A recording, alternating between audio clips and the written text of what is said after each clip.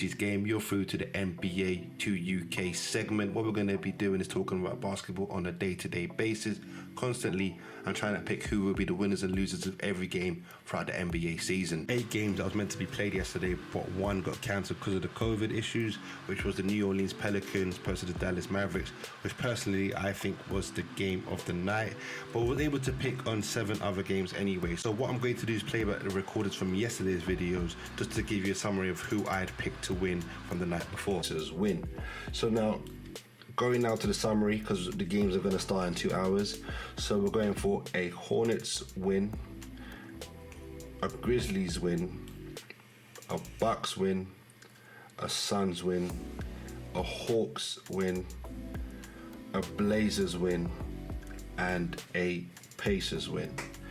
Now, I think, so in my last one, I got 5 out of 7. The one before that, I got 8 out of 8. And the one before that, I got 2 out of 10. We got 5 from 7 from the scores from the previous night. Now that's 71% from the field. And I've realized that the last couple of days that I've been getting quite high scores. So I'm gonna put this up from 50%, which I wanted to get for the rest of the season, up to 70%. Because I feel like, you know, with the way I'm calling these games now, barring some catastrophic injury or catastrophic situation where COVID hits and they can't play all their players, I do think we can hit that. So let me know who you had for the wins for the last batch of the games. Let me know which team kind of messed you up and you thought, wait, hold on a second, where did this player come from?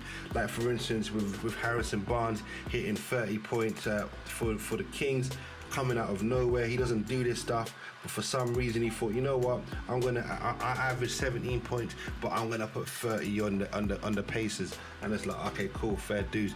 So just let me know what happened. But yeah, we called most of them. The real mess ups really was the ones again with the Kings and the Pacers. Really, for the Pacers to come away with this one. The Suns were resting on their laurels. I don't know what happened, but 33 points from Devin Booker is not too bad. No assists though, and Bradley Beal was like, nah, you lot need to step back with that, you know, because we can score. We can score. Bradley Beal coming up with 34 points. He's got to be probably the leading scorer in the league at the moment.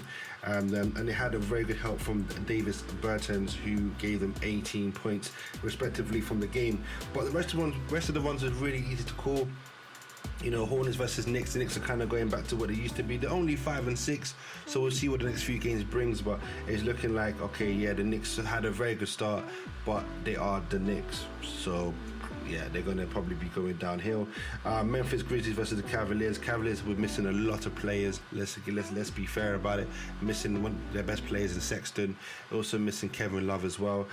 Where the Grizzlies are also missing out on Ja Morant, but it seems like they're kind of spreading out their offense in between everyone.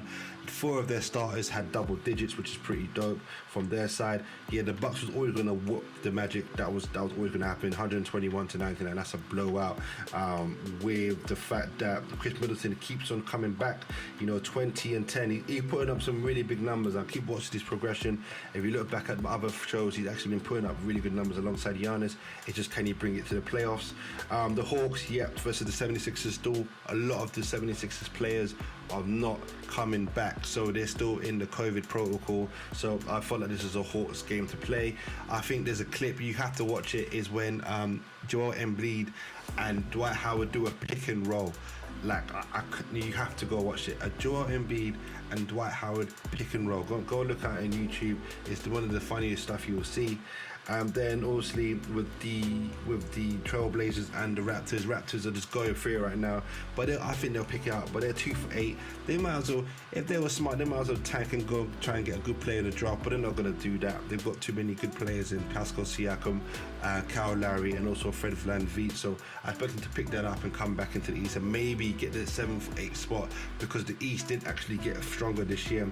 But with the Trailblazers, well done for them as a quality win. Only won by 1 point. It was very, very needed. We're only 10 games into the season, but it looks like the Trailblazers are going to be a bit of a problem as well coming into this new season. It looks like they've got the CJ and Dame connection which they've had for the last few years, but they've also got Carmelo Anthony coming off the bench, providing them with solid points. So it's going to be interesting to see where they end up in the Western Conference. But that is it for this episode. This is episode 7. Let me know in the comments who you picked to win in the last couple of games. It's going to be a preview of the Knicks games coming off, which is going to be tonight, and we're going to try and pick a few games from there, which is going to be a harder take from this last batch. So yeah, thanks for listening. Please like, subscribe, and peace.